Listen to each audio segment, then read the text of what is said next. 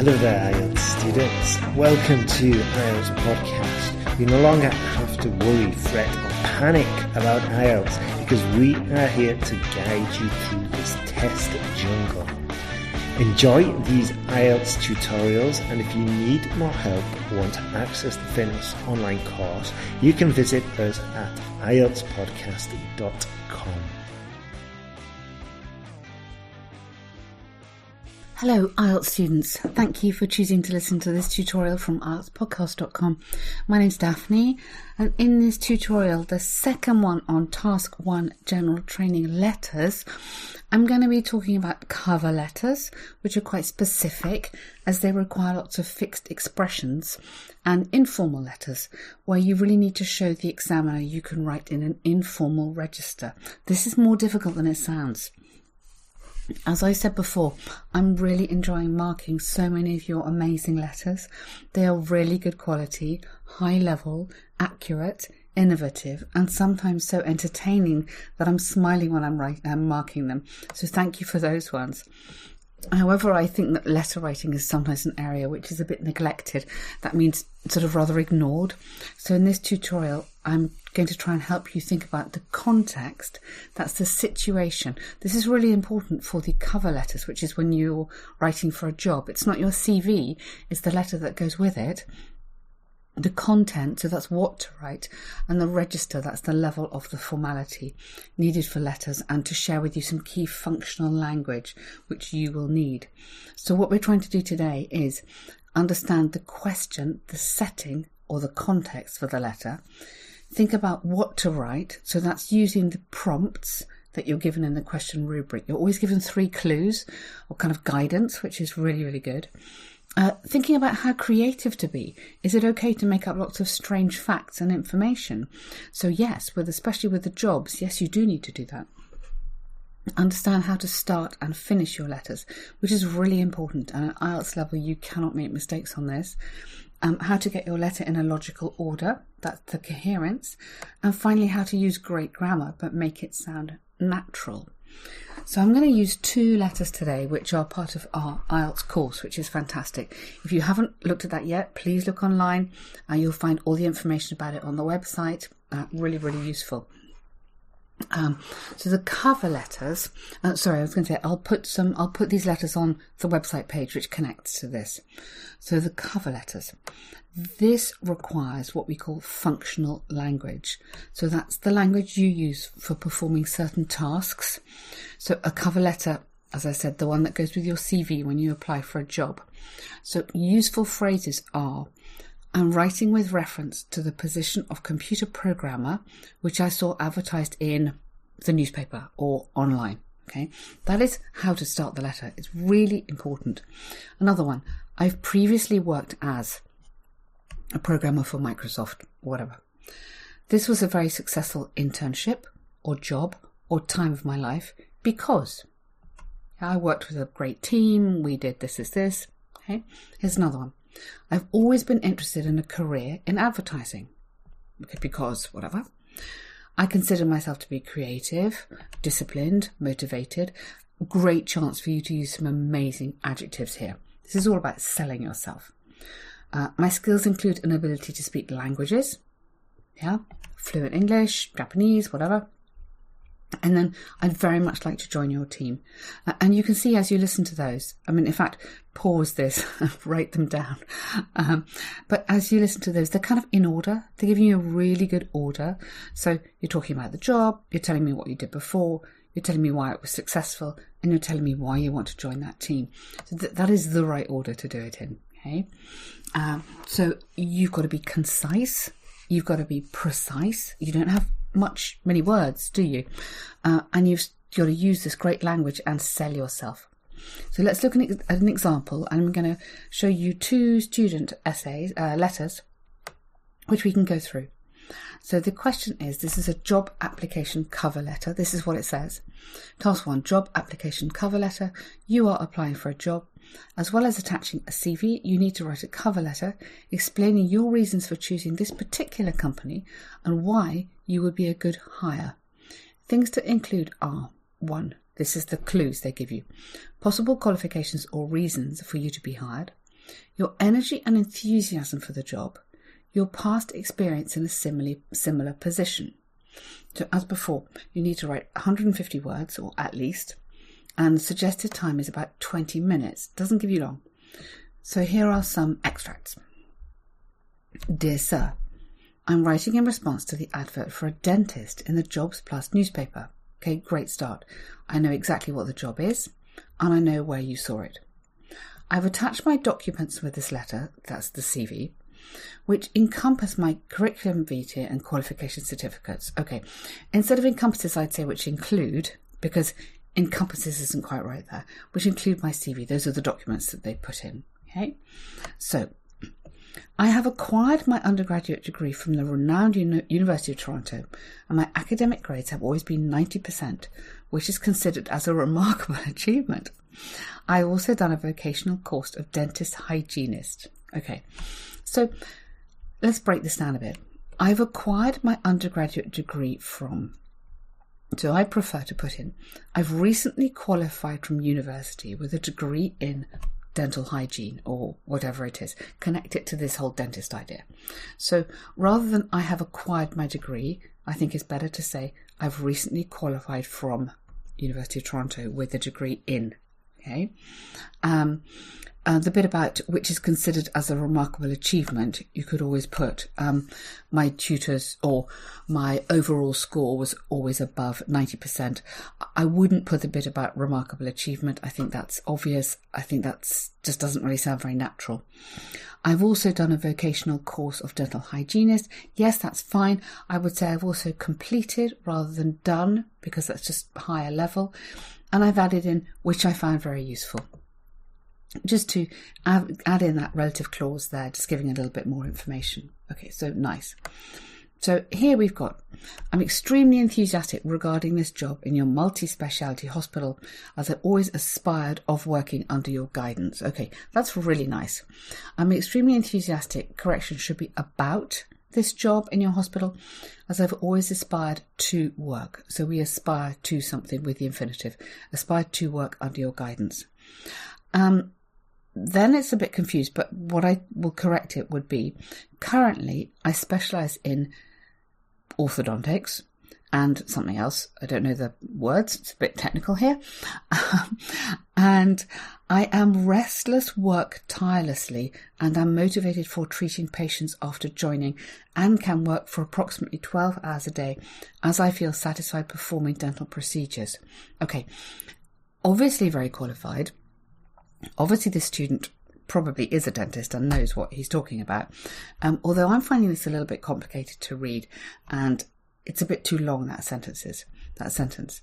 So why don't we just break this down? Instead of, so currently I specialise in, that's great, okay. Instead of I'm restless, work tirelessly and am motivated, I would simplify this. I'm extremely hardworking and motivated. Yeah. And can work long hours as I have enormous job satisfaction. Something like that. Keep it precise, keep it concise, keep it clean. We need details, but we don't need to go on and on and on. And again, this level here, we were talking about register. This should be, formal.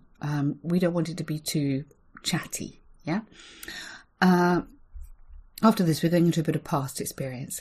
I have been working as a junior dentist in Alexa Hospital for the past 3 years. Be careful on that for, they wrote from, so for the past 3 years. And before that, I attended a course on implants. Okay, perfect.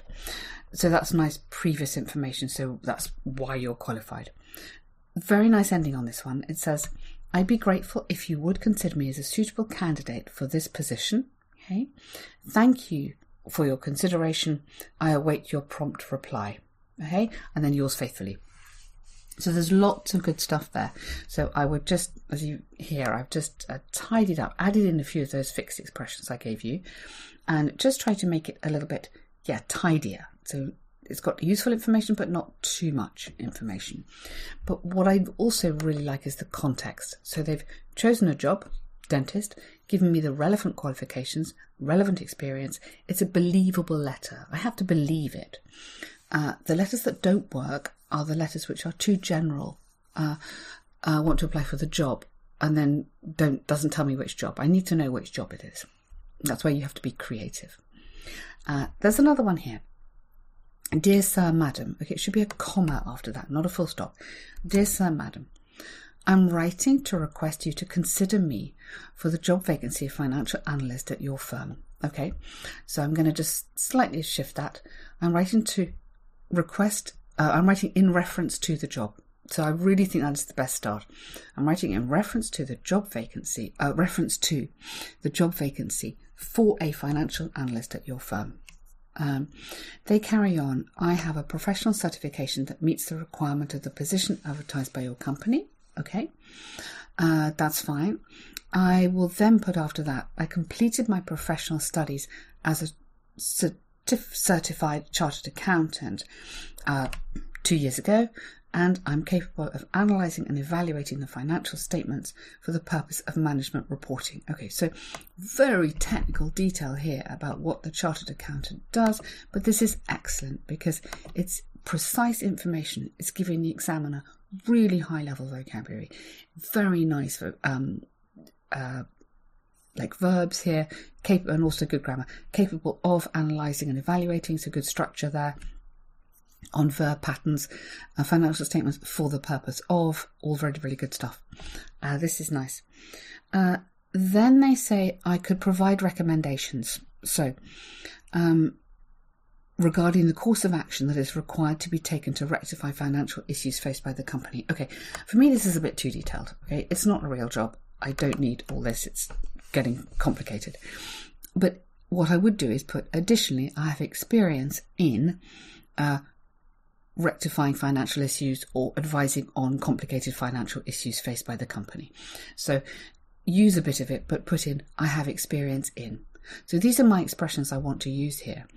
I'm writing in reference to, I completed my studies in, what did we just say? I have experience in. So by putting in these expressions, we are giving this some structure. A bit later it goes on to talk about weekly tasks. My weekly tasks involved reporting to the sales team regarding variances in budgets. Okay, again, maybe too much information on that one. But they go on. This is a bit about why I'm good for it, good for the job. So, I'm very much like to join your team as I believe my past work experience, qualifications and dedication make me the perfect match for this job. That's good. The perfect match for this job. I really like that. So it's nice and tidy. It's giving these 3 words here: past experience, qualifications and dedication. So to use 3 nouns like that, I always think is really powerful. Good chance to show off your Lexis, and it just reads nicely. So I think that would be good. And it says, I hope to prove to you that I will be an asset for your company. Okay, so that's a really nice way to finish. Okay, good letter there. I mean, you don't need too much detail. This is a little bit technical, this one, but there's some good language and it's well organised. The structure's good and you're selling yourself, but in a nice way. One more example just on this kind of letter. This is a really nice example of how to talk about yourself. There's this subtle balance between boasting, which is not nice, which is talking about yourself like, whoa, I'm amazing, you've got to hire me, and also sort of selling yourself in a high level way. This is good. I'm suitable for this role because I love talking to new customers each time. Not only can I work under pressure, but also I enjoy working in a team. I'm good at solving customer problems on the phone as well as in person. So there's lots of detail in there. Nice grammar structure, not only, but, which is really good. So I think that works very well there. And lots of useful information. So you've got lots of good stuff there on cover letters, I hope. As well as writing a good cover letter, you may need this. I mean, I know that we're writing for an exam, but hopefully when you've got your great IELTS grades, you can use this for a real job. So you need the formality here. This will get you a great score, the formal language, the functional language. And this, these expressions will sort of guide you through. So in terms of cohesion and coherence, that will get you good marks as well. Now, in contrast, let's look at informal. And I mean really informal, not neutral informal, which you might need if you're writing to someone you know, but not that well, like a tutor or a colleague. This informal style we're going to look at now is for friends. But it's an exam, so we're not going to go as informal as you might really write in an email. You're not going to use hi mate, that kind of thing. But you can use phrasal verbs, which we normally would avoid. You can use idiomatic language, and you can use contractions. And I think it's actually a good idea to show a contraction just to prove you know it's okay. So rather than, whereas in the academic essay you would write people would not would not support this idea or something, you can say people wouldn't, or I don't. So you can use those short forms just to show you understand this difference. So I'm going to just talk about another question here, which is in the course. General letter. You begin working in a new company. You write a letter to your friend. In your letter, 1. Explain why you resigned from your previous job. Describe your new work. Tell him, her, other updates regarding your life. Okay, nice letter. And I want to say thank you to my 2 students who very kindly said I could use their letters here. These are good letters, they've done well, and they're very happy to share with you. So it starts off this one, hi dear Sue. Okay, now hi and dear is a bit confusing. It's quite endearing, it's quite nice in English, but I wouldn't put it in an exam because the examiner might think you've got confused. So I would either go hi Sue or dear Sue. Okay, so just be careful of that one. Don't throw all the greetings in there together. And it starts like this. Hope this letter finds you well. It's been a long time since I met you last time. Now I really like this. Hope this letter finds you well, ! Which is exactly what you would write. I mean, I could put, I hope this letter finds you well, but hope this letter finds you well, ! is great. It's just the right sort of tone. It's just the right register. It's friendly. She's a friend. Yeah. It's been a long time since I met you last time is okay, but I'm going to just relax that a little bit and say, it's been ages since I last saw you. Okay, it's been ages since I last saw you. So it's been ages, obviously not literally ages, so this is idiomatic. Ages since I last saw you. I just wanted to tell you that I've left my old job because the student didn't give a reason, but I'm going to, oh, sorry, there is a reason here. Sorry. I left my old job because I can't bear the micromanagement of my new boss anymore. Okay, of the new boss. I can't bear the micromanagement. So I wanted to tell you that I've left my old job because I can't bear. So really nice. I can't bear. Absolutely fantastic. We love that. It's brilliant. Informal, like idiomatic. We're not talking about real bears. We're talking about I can't bear, like I really don't like it.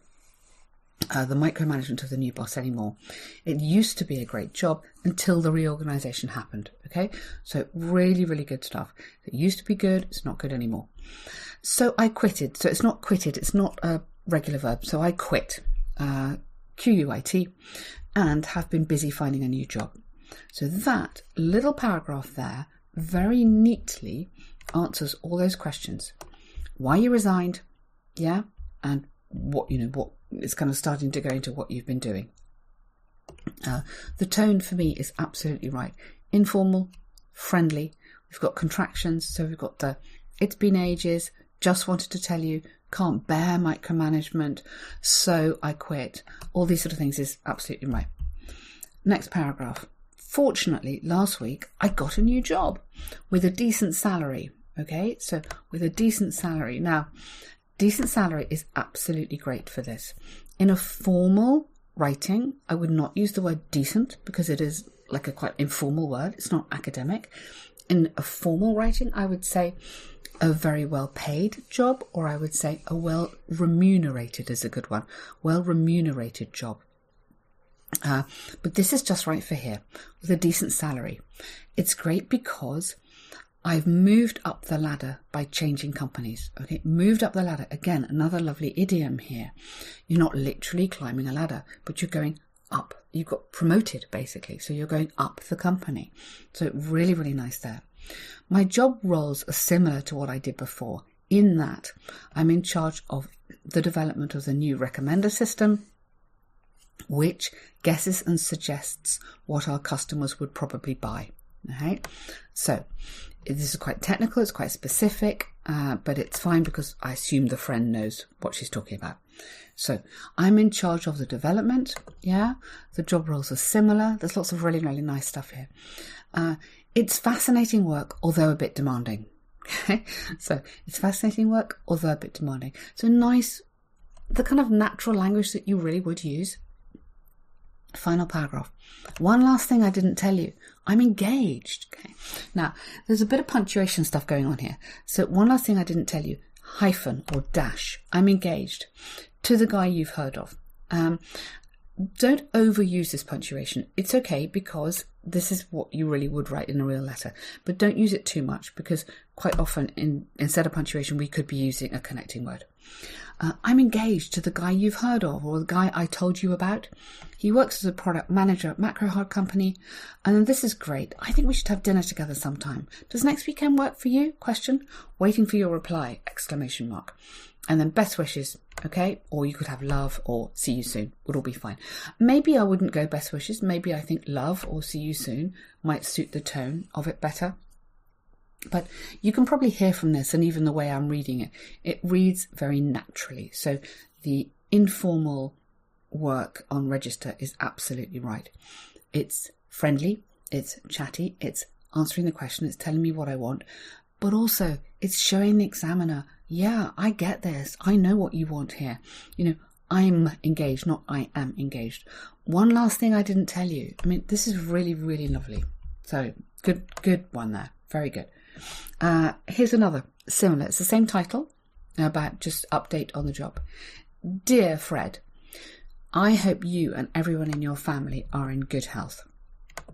Well, I'd probably say I hope you and all your family are well rather than good health.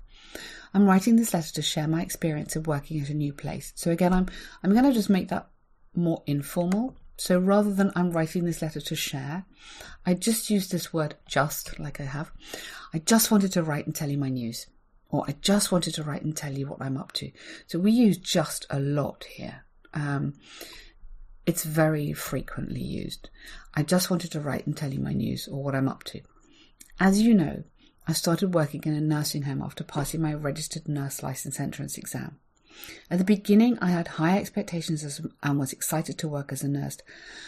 That's fine. It's almost getting a bit formal here. I had high expectations and was excited. Rather than excited to work as a nurse, maybe you could say excited about the job. Maybe we could just make that a bit more informal. However, and then we've got this really nice, to be honest, it wasn't great, or they said this job did not provide me a sense of satisfaction. So I've just, for me, that's a little bit formal. I've gone, the job wasn't very fulfilling or wasn't very satisfying, as it was mostly an administrative role. Okay, it was mostly an administrative role. So the job wasn't very fulfilling or satisfying, as it was mostly an administrative role. Okay, so that's what went wrong with it. So instead, I applied for, but that's really nice. Instead, I applied for a vacancy on a medical surgical floor at the hospital. Okay, I was very keen on getting this job, and finally, they've put here, I secured this golden opportunity. I think golden opportunity is okay, but I know you're sort of told to use this expression, but we don't really use it very often in actual real spoken English.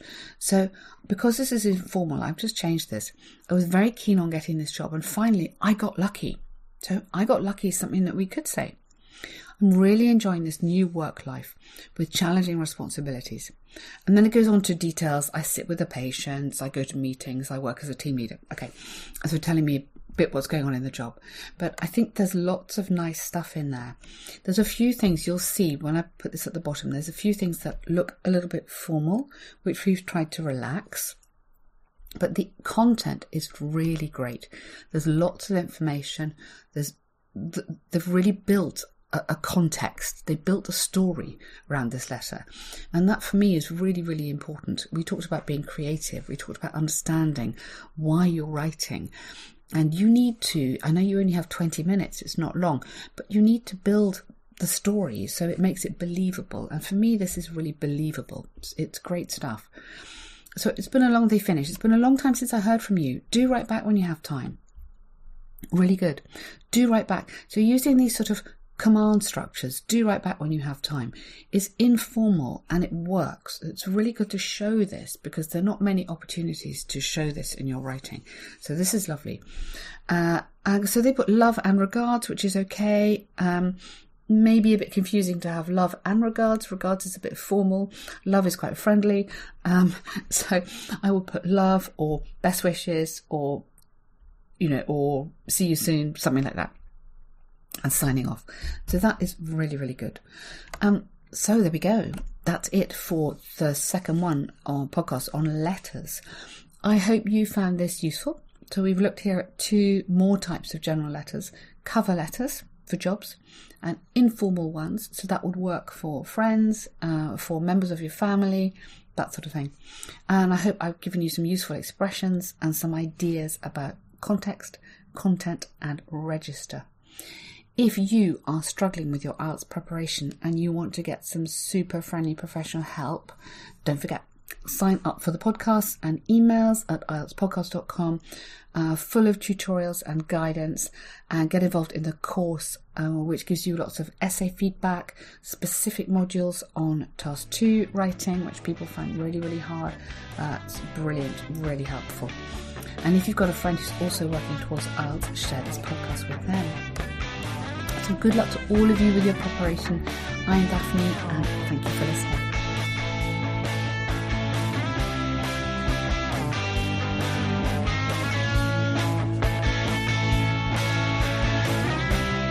Thanks for listening to IELTSPodcast.com.